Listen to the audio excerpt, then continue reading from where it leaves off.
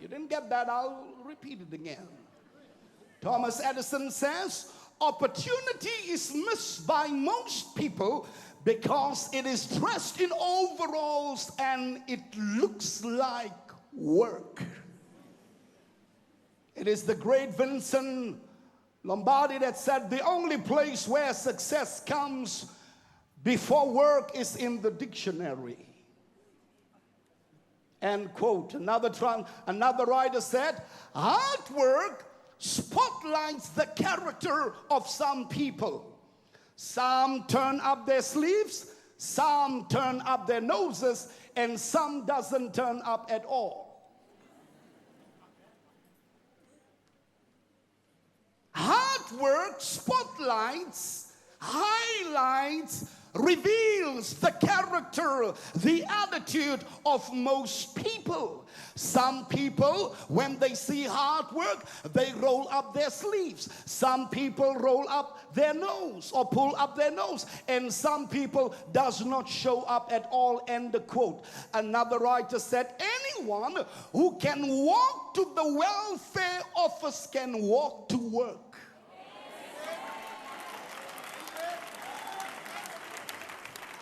It is amazing how people would push themselves and how they would willingly and eagerly walk to go and stand in a queue in order to get a little welfare money instead of getting up in the morning and being creative, tapping into the unlimited, matchless potential and power of the supply of the resource of God's grace, and ask God, what can I do? What is my gift? What is my design? What is my capacity? Listen to the Bible. The Bible says a man's gift will make room for him.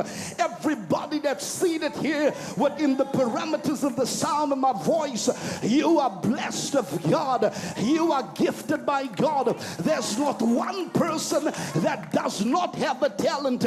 Everybody's got a talent. Everybody's got a gift, and your gift is supposed to make room for you. You're supposed to work your gift until doors begin to open. Robert taught us a very critical lesson. He says when he was at varsity, he made up in his mind that I've got to gain experience. What does he do? He walks over to these companies and said to them, I need you more than you need me. I need to gain experience, and in order for me to gain experience, I am willing to sell my labor to you free of charge, because in the process I empower myself. In the process I develop myself. In the process I gain the experience that is necessary for me to become the best at doing what I'm doing. And that's the reason why he sought after today. You've got to work, my brother. You've got to work, my sister. Success does not roll in on the wheels of inevitability. No, success has got to be planned. You've got to roll up the plan. You've got to say to yourself, that's the vision, that's where I'm going. I've got to roll up my sleeves. I've got to be willing to get into the trenches, and I've got to be willing to burn the midnight oil. I've got to do whatever I've got to do. I can't be bothered on the person that's failing to use the gifts and the abilities, and that's taken a decision to allow those gifts and abilities to lay dormant on the inside of their being. As for me, I've got a dream. As for me, I've got a vision. The Bible says where there is no vision, the people perish. You cannot allow your creativity to perish. You cannot allow the vivacious spirit of God that's on the inside of you to be stagnant and dormant. You've got to encourage yourself in the Lord. You've got to tell yourself that hard work doesn't kill anybody. When God introduced himself in the book of Genesis, Genesis, he introduces himself as the God that has rolled up his sleeves, as the God that uses his creative ability, the power of his imagination.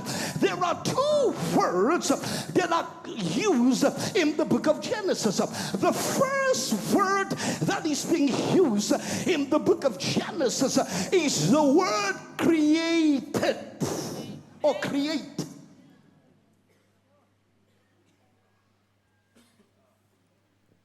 Create. Create, work.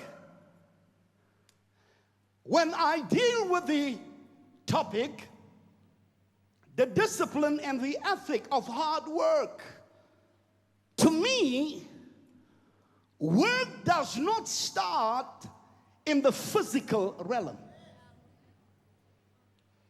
Work starts in the spiritual realm, or the realm of the soul. Oh, it's going to be good this morning. Another writer said, and I'll get back to that statement. My grandfather, and this is Mahatma Gandhi, no, Indira Gandhi said, my grandfather once told me there were two kinds of people, those who do the work and those who do the credit. He told me to try and be in the first group of those that do the work, because there is not much competition amongst that group. End the quote. Another writer says, start by doing what is necessary and then what is possible, and all of a sudden you will be able to do the impossible. End the quote. Start by doing what is necessary and then what is possible, and suddenly you will be in a position to do the impossible. And the quote. You are never given, another writer say, a wish without also being given the power to make it come true. You may have to work for it, however. Let me repeat the quote. You are never given a wish without also being given the power to make it come true. God is the one that places the desire, the design, the dream, the vision in your heart.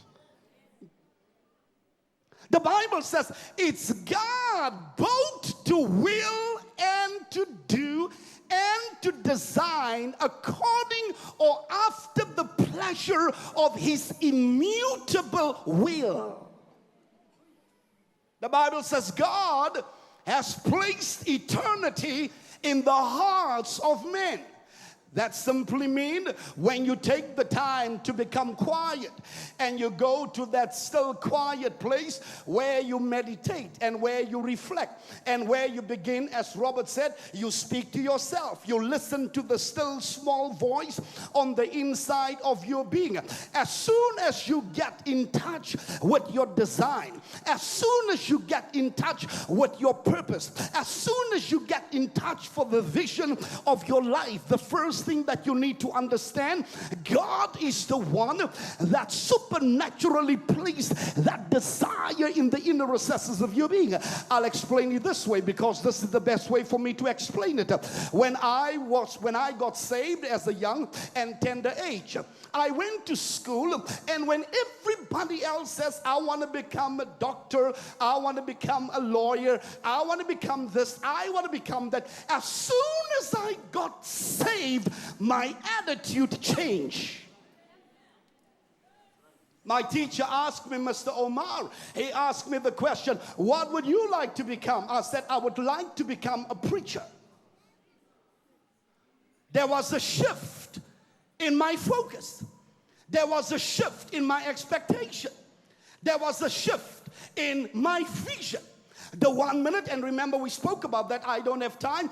Many people start out on the wrong path, on the wrong trail, on the wrong way. But God has the ability to intercept you because you haven't found or discovered your purpose. So he has the ability to intercept you and pull you back to a place where you would be able to rediscover your design and your purpose. And as soon as you rediscover your design and your purpose, your responsibility is to align yourself with the eternal purpose of God for which you were created.